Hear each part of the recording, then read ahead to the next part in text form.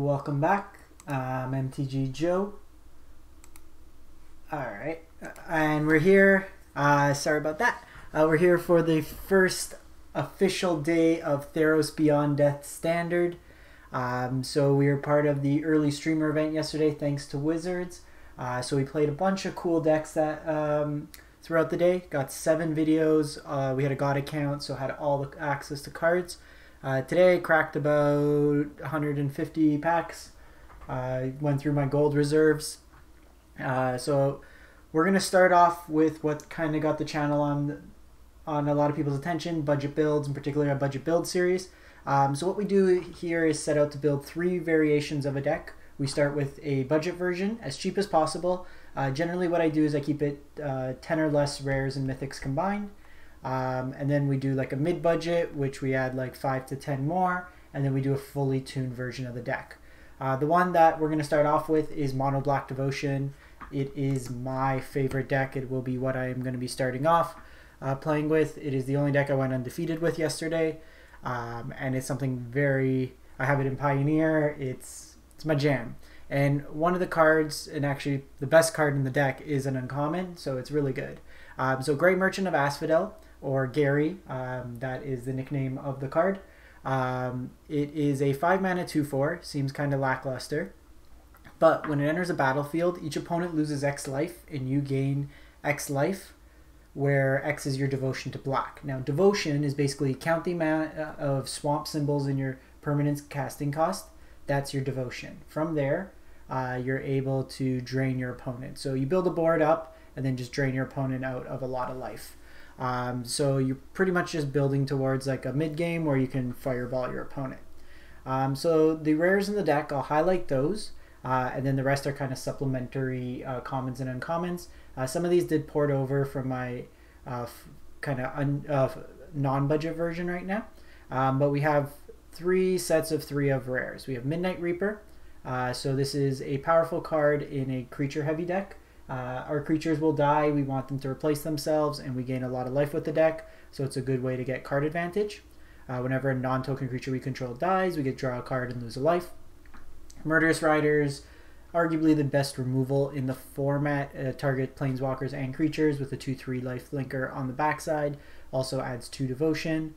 Ayara is great for these devotion strategies. 3 black mana is exactly what we want to see. Whenever another black creature enters the battlefield under our control, opponent loses a life, we gain a life, and we can sack any of our other black creatures to draw a card. And then the one other rare is Castle Locthwain. So this should be a 4 of in the deck, but for this budget version I just opted to go with 1. We have the familiar Cat Oven combo. It's a really good way to gain life, drain with the opponent with Ayara. Food tokens also helps keep you ahead. It works out well with Midnight Reaper as well because you don't really lose a life because it comes back in and gives you card advantage. Knight of Ebon Legion is what I had 4 of in my list, the non-budget. If you have some of those, play it instead of Vampire of Dire Moon, but it does a kind of budget imitation.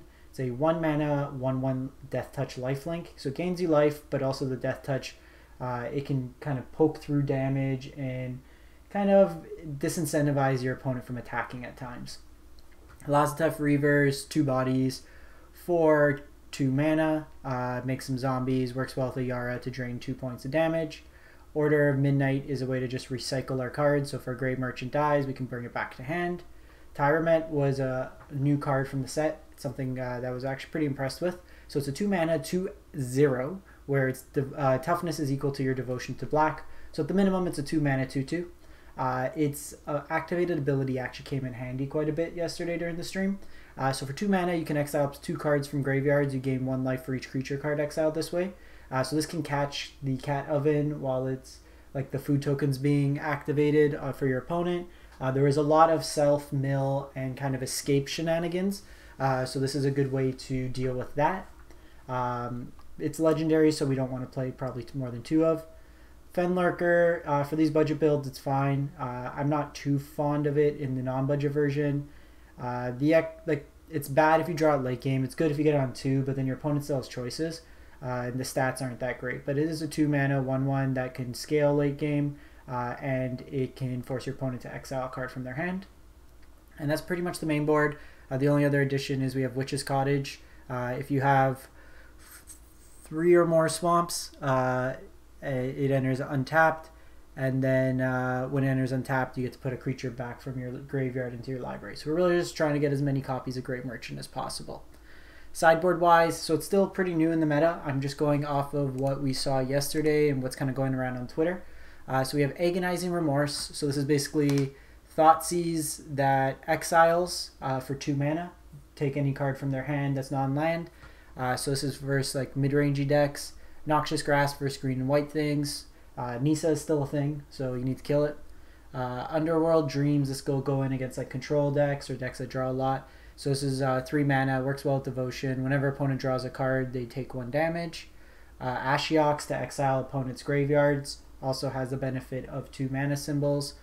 Drag to the Underworld is a removal spell that scales with more devotion that we have. So it can cost anywhere between 2 to 4 mana at an instant speed, destroy target creature. So some more removal. And then Deathless Knight comes in against the more grindy matchups where we need to get our creatures back. So it's 4 mana symbols, which is great. It's a 4/2 haste, and whenever you gain life for the first time, if it's in your graveyard, you get to return it back to your hand. So that's pretty much the deck.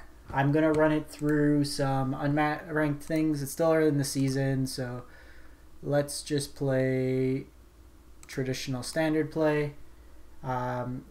If you want to see, this is my current non-budget list, so we'll be building towards something like this. There's also the one with the demon that I want to try out. I'm playing Rankle as my 4-drop, but basically it's Knights, some Ereboses, Bolas' Citadel from there. So that's a work in progress. We're going to get through this in 3 installments, and then I'll have a full write-up on aetherhub.com where we'll highlight what the deck's all about. Let's play the right budget version and go from there. So it's obviously an exciting time in the set. Everything's new, brews, so we're going to be putting out some content. This is the first budget build series. If there are other decks you'd like to see as a series, I'm probably going to do Mono Blue Devotion after this with Thassa. That seemed like a really sweet deck. So we'll kind of go from there as we build out these decks. If you have brews, anything like that, we'll kind of play as we come along. So I'll keep this in. Opponent goes first. Ayara is a good drain. We can sack these vampires if need be. Okay, so I'm not sure if the opponent's aware there's a new set. Hey Quantum, how's it going?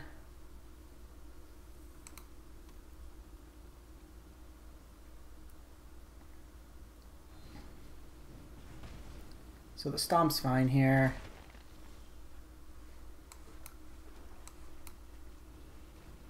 Yeah, this, like the first couple days of a new set's always awesome just to play it out. So opponent looks to be on some either Gruul or Temur adventures right now. They may just be playing to build up their collection. This is most likely Gruul. Mind you, Temur will play a larger than normal amount of basics. This returns it to hand or put it on top of your library. So not interested in putting this on top of our library. Want to kind of draw some more action.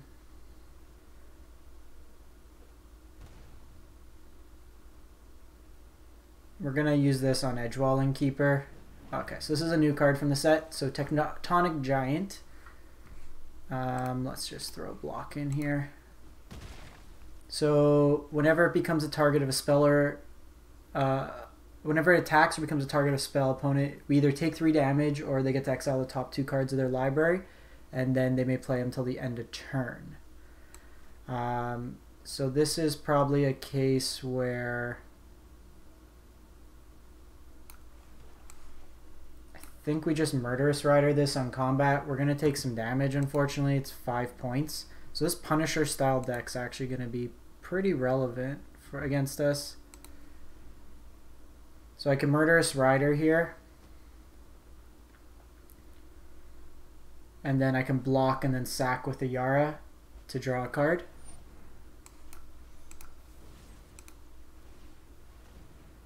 So see if they want to do the exile or damage effect.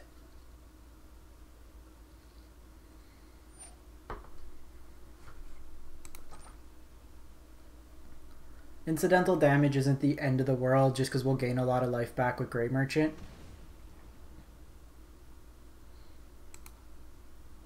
This card seems very powerful.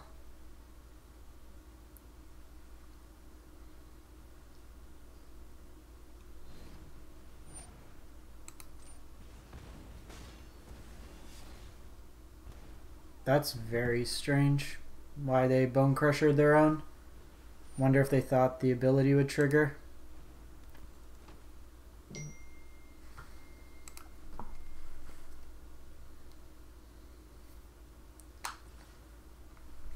So here what we're doing, we're blocking, and then before damage we're sacking it with the Ayara, and then we get to draw a card here. Ooh, and we get Cat Oven here, so that's very good. So I'm trying to hold this Witch's Cottage. Hey Denny, how's it going? So I'm doing this for when Grey Merchant dies.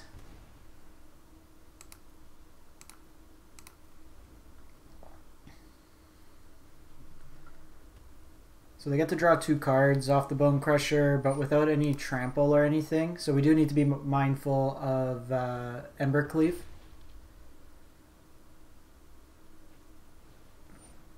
And then drawing a bunch of cards off these edge walls is pretty significant.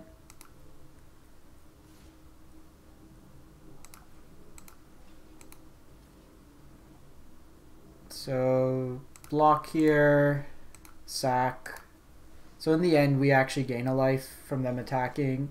Actually we gain 2 life and they lose 2 life.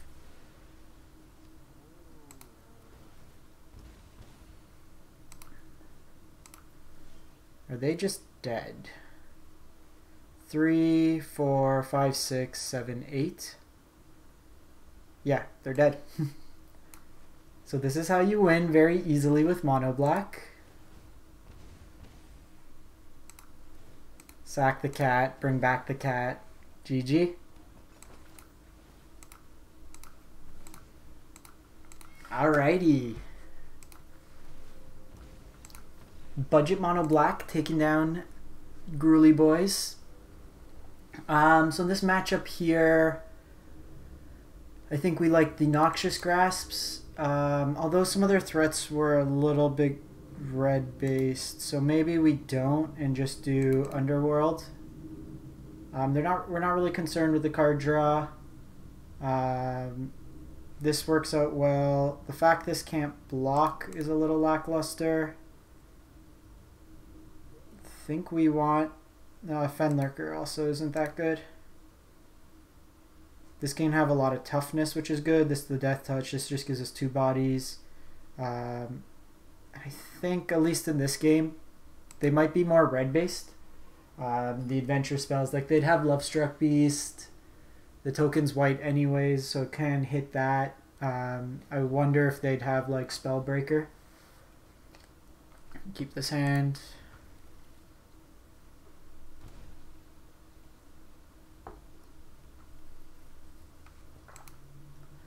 Depending how they lead off. Okay, so they do have Lovestruck. I'll probably go Tymaret first and then Lazotep. Mind you, that plays better. Lazotep plays better into Midnight Reaper.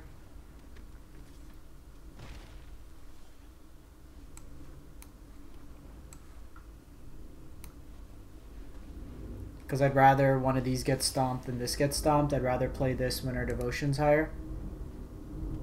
And my guess is their play this turn is Lovestruck. So I really want to draw land here.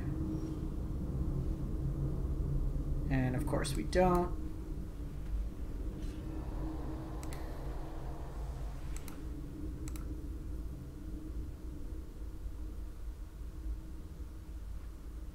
So we're just going to block Lovestruck here, save 5 damage, keep the devotion up. Tokens always get traded away. They don't work with Midnight Reaper anyways. And then second, Lovestruck. So the nice thing is at least drag. Okay, so we have Midnight Reaper this turn.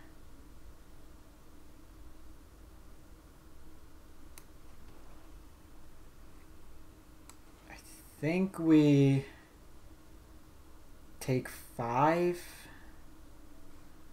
Or actually, I think what we're going to do... I have this drag to the Underworld this turn. So I can just take out one of these, block with a cat, and then go from there.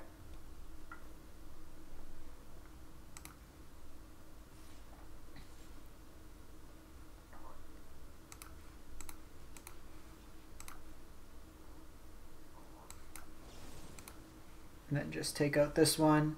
So drag seems pretty good right now, and we may want to go up to more in the sideboard.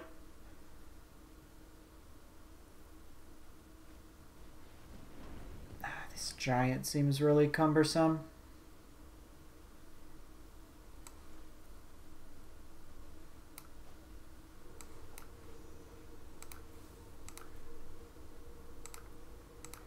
I think we're just getting run over this game. Missing land drops with this hand is really hurt. Just the fact we haven't been able to multi-spell.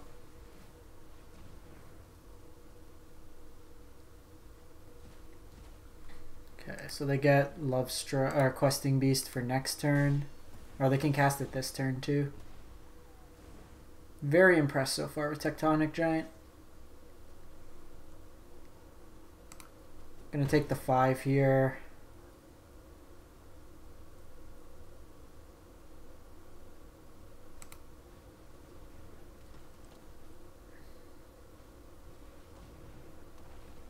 Brontodon doesn't do much versus us, so I don't really care that they brought it in. And they brought in Empress Shieldbreaker. Okay, so we drew a land, but our hand's kind of shoddy.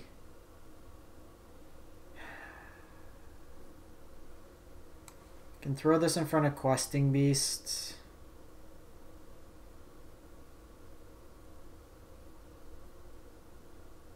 I think we just lose this one. We're too far behind.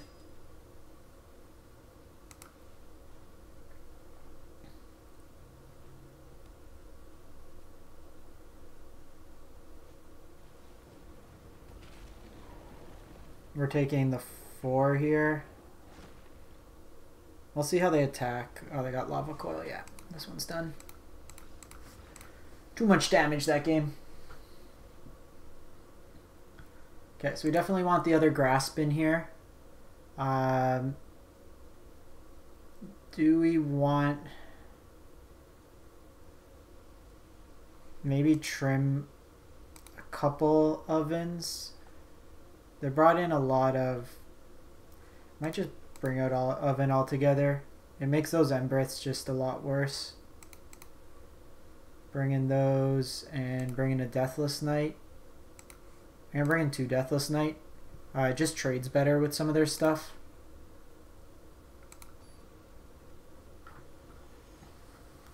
Because the Shieldbreaker is probably 2 to 3 of. The other Brontodon's probably 2 to 3 of. So if they're diluting their deck with less powerful stuff, this hand's much better curve. We do want to see an Ayara. Play draw here also helps. Midnight Reaper or Ayara would be great.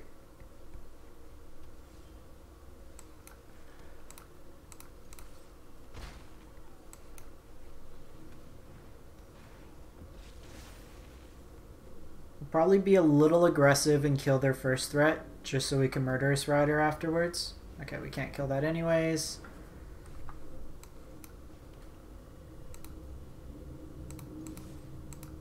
They're not going to trade their Paradise Druid here, and if they do, that's a win for us.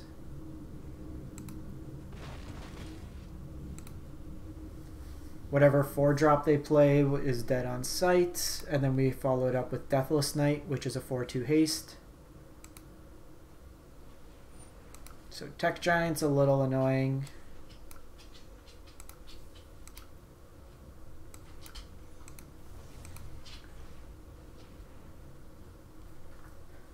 See if they go... okay, so they go the Exile route. They just get lands.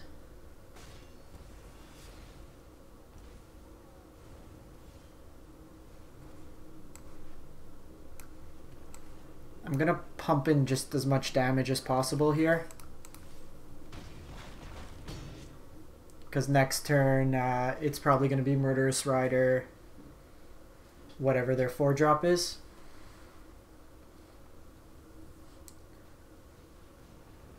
That one kind of sucks. We did want to have the recursive threat with it. That's fine. They're spending most of their turn killing our board. We have Noxious Grasp in hand. So I don't want this, so I'm going to decline. It's more so we can play Rider out. You want to trade your Paradise Druid? That sounds fine. Because Grey Merchant on its own deals 2 damage, so it's not the end of the world. It's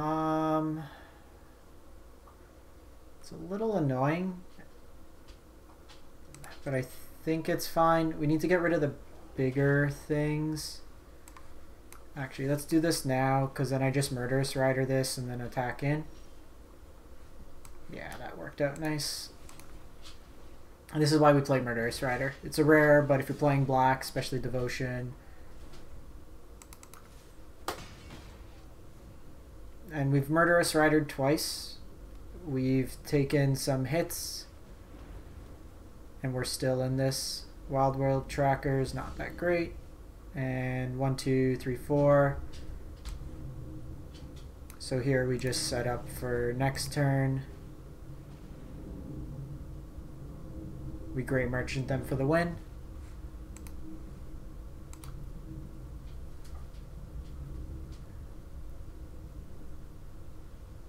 They're incentivized to block here, and then next turn we just 4 them.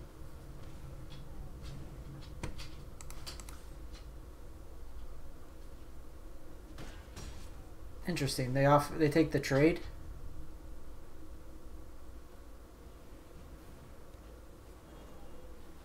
Okay, they go Questing Beast. Cool, don't care. Can I introduce you to Gary? Alright, 1-0. Budget times, budget times. Let's get all our quests out of the way, level up. What's in the pack?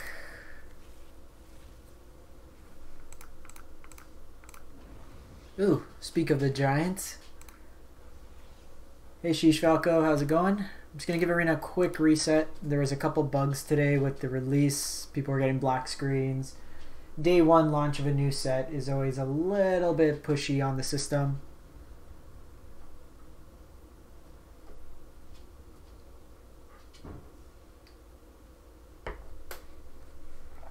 So 10 rare, budget mono black.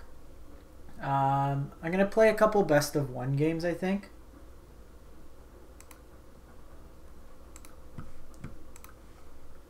Just so we could get some more rank feel in. Do let me know in the comments if you'd rather see more best of 1 or best of 3 for these kind of budget decks. I want to do a mix of both.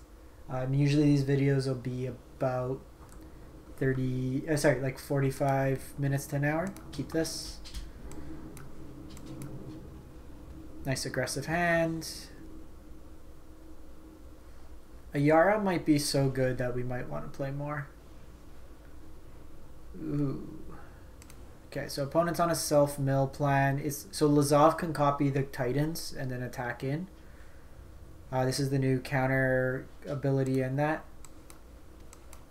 So this is really good versus Hydrate Crisis. So it's like a souped up mana leak. They got to pay 4. But if you get to counter the spell and ability, so you get both sides of that. Okay, so they go the Seeker Keeper here. Drawing into a bunch of Garys is fine. I see little reason to attack with that. We'll just do the 1 point. If we draw a cat, it's gas. We need something to bridge to these Garys.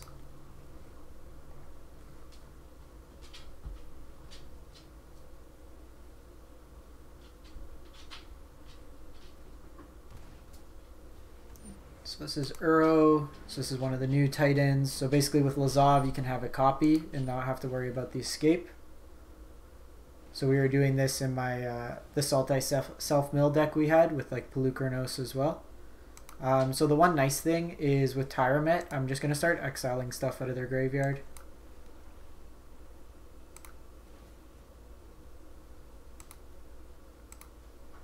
So we just do this and then just keep picking off all their key cards. So it's funny because like Tymaret's actually awesome mainboard hate.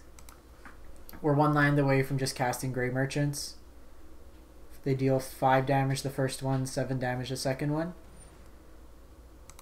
Cruxa kind of sucks because we got a discard here.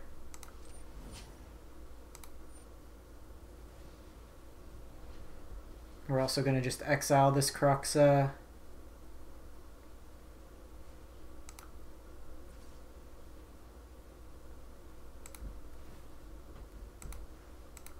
This keeps them off escape as well.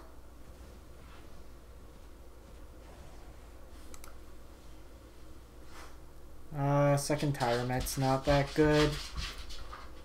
Hey, relax, girl. Calm down. Calm down. What do you got?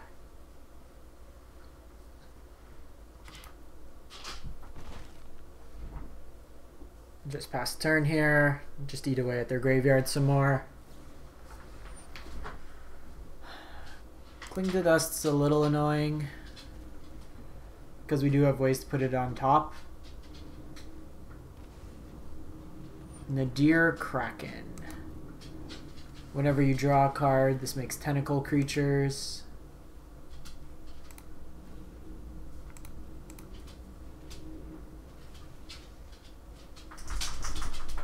Just exile everything. It's an escape deck, so you want as little cards in their graveyard as possible. Perfect, so they can technically draw. I don't think it's worth the attack this turn. I just don't want to trade this for a Kraken. Like a tentacle.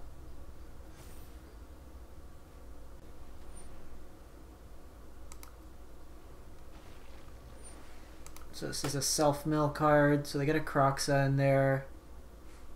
Very aggressive to play this land in a 4-color deck.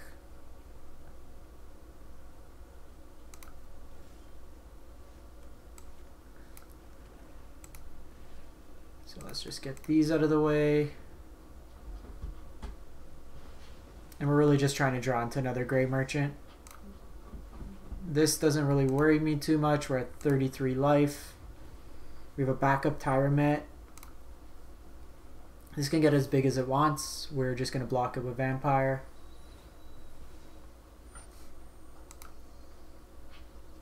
Cat would be good. We can drain him out that way. Ayara can be good.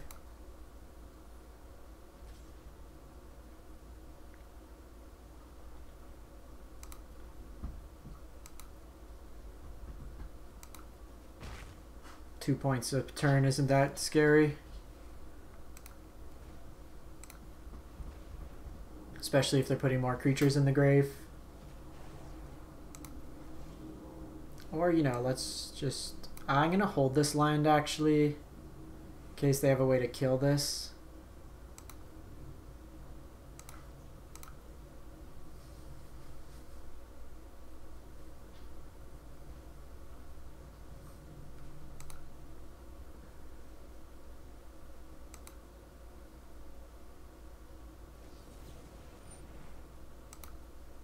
Thassa's Intervention, so it's either 2 times X for a counter spell, or look at the top X cards of your library, put 2 into your hand. So it doesn't trigger the Kraken, but it's basically a dig through time style effect. It was pretty good in the Reclamation deck we played yesterday.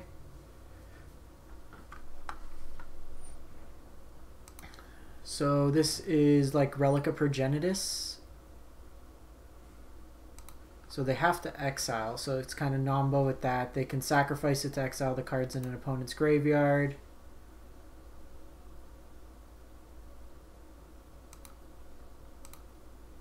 Still fine taking 2 a turn. They can also cycle this to draw a card. Perfect. So here I'm willing to play out the other line, so we have 2 activations of Tymaret. And now I can sacrifice this other Tymaret next turn to draw a card, and then play out the new one. This vampire is doing an ample job of stopping the Kraken Overlord. Lazov's fine because it's never going to surveil into anything because we'll just exile it. They keep it on top.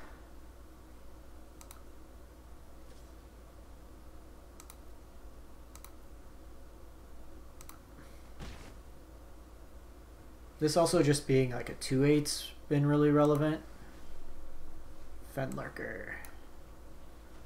That's great because now I can just get rid of this Fenlurker instead.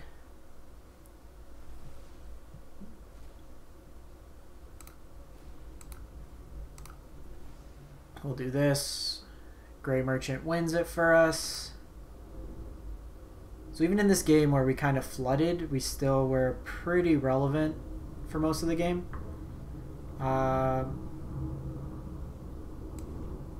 They need to kill. They haven't really shown kill spells. So it's fine. Maybe we should have held the land. They did show Croxa.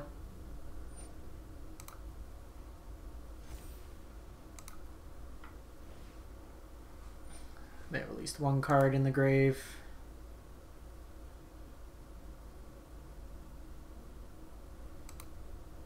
And just through...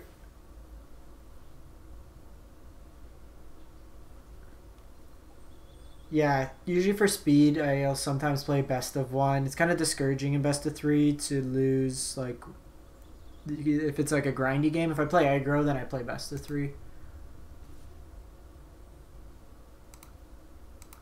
You got me, opponent. You got me. You've just gained like a crazy amount of life. Okay, opponent's dead.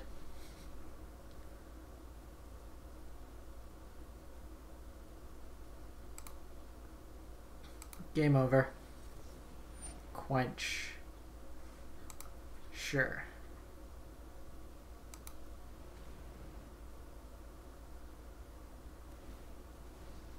If they play another spell here, and to counter it, then I can just sack it, the Tymaret, and then cast another one. So Grey Merchant's still dead. Do we just play out this turn? Yeah, I think we just play out this turn as is. Use a Ayara on end step.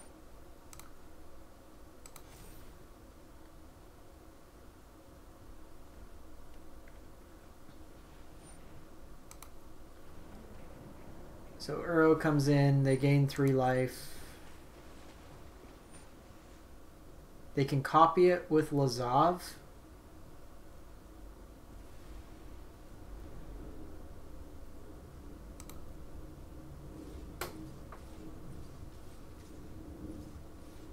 Okay, so opponent's kind of realizing the writings on the wall.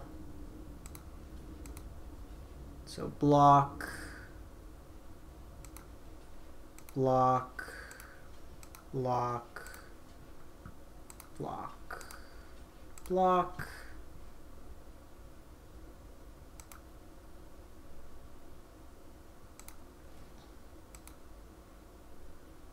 Just sack here.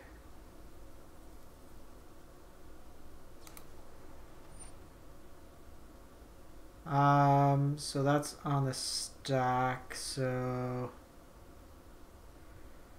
kind of want to bring it back in response. So I might just sack Gary here. We get the food token.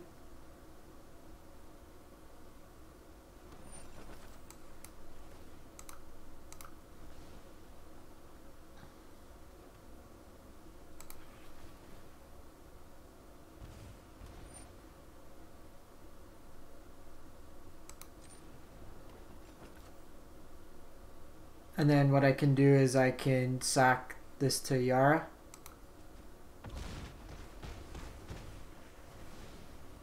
I'm going to hold up mana because I want to catch them if they try to... Actually, they can't because Lazov could only do it for 2. Yeah. Got him!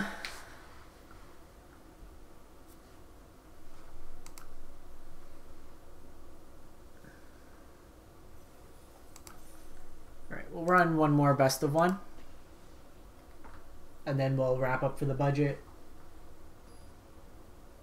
Be back probably with the mid-budget. What's today? Mid-budget today, tomorrow, and then non-budget. I'm playing 2 variations of non-budget. I'm gonna do my current list, and I'm gonna do the demon list. So the demon's a 4 mana. When a creature dies, it becomes you exile it and create a 1/1 copy of it, token copy of it. So there's been a lot of like Esper artifacts, self-mill with Ephemia, like Doom Foretold style strategies.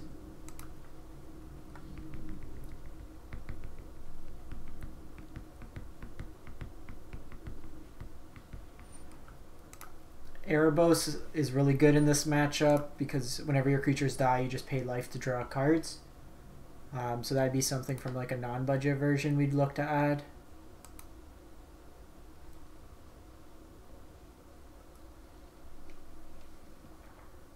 Omen of the Sea's been pretty good.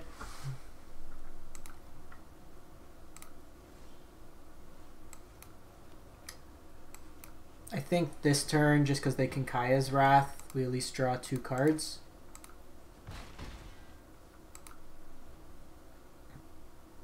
It's worse if they have like a Teferi.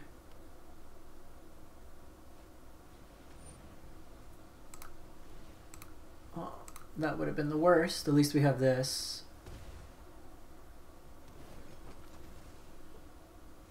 Oh no, but it exiles anyways. Yeah, we got a card draw out of it. Better than nothing.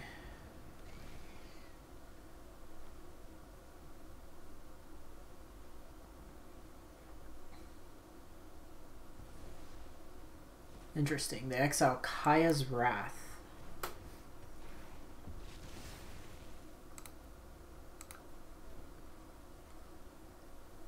Play for next turn. Probably just attack in. I want to try to use this as a like insta-kill. Because we're only draining for 5 this way. So I'll probably just hold up Murderous Rider. This one looks more controlling than the Ephemia one, so it might just be full stacks. Okay, so Cavalier Dawn, we'll see what they blow up here. That's fine. We get a Golem. That is great. They get back an enchantment, which they don't have.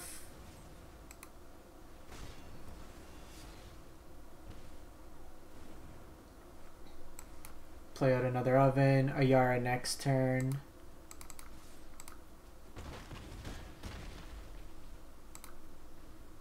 They basically upgraded for us. If I was them, I probably would have just popped this Omen. It gives you another blocker, and then if this dies, you at least get Omen back.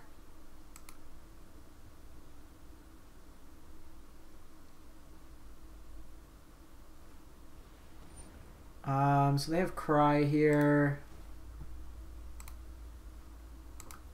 Nice thing is our Golem survives. Golem.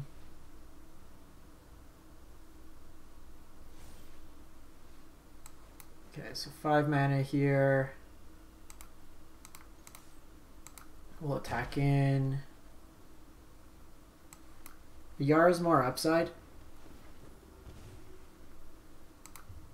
We can pop one of these food tokens as well.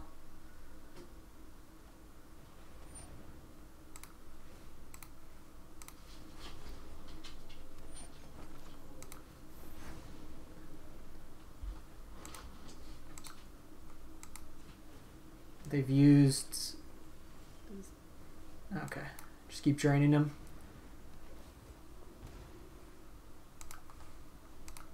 They've used 3 Wraths, plus they've exiled a 4th. So this just looks like hard Esper control. That's fine, because Doom Foretold comes down. We sack the oven. Oh, no, cancel.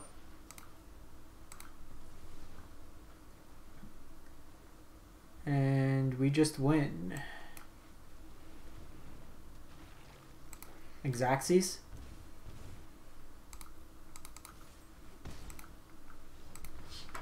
I love this deck. It is so good. Even budget is like killing people. And these are like fully tuned lists. That's Esper stacks. We've got Gruul aggro. Wow, that's a blast from the past. Guilds of Ravnica packs. What do we get? Divine Visitation actually might be playable. Played against a sweet mono white control deck too from one of the other streamers. Alright, so I'm going to wrap this one up. So I'll come back tomorrow with the mid-budget, wrap up the whole series on Saturday, have hopefully the write-up by Sunday. If you do have any other suggestions for what you'd like to see, do let me know in the comments below. And as always, you can catch all my content on YouTube, and if you want to tune in live on Twitch, easiest way to know when I come live is either follow on Twitter, MTG_Joe2, or just the follow button on Twitch sends you a little note when I'm up.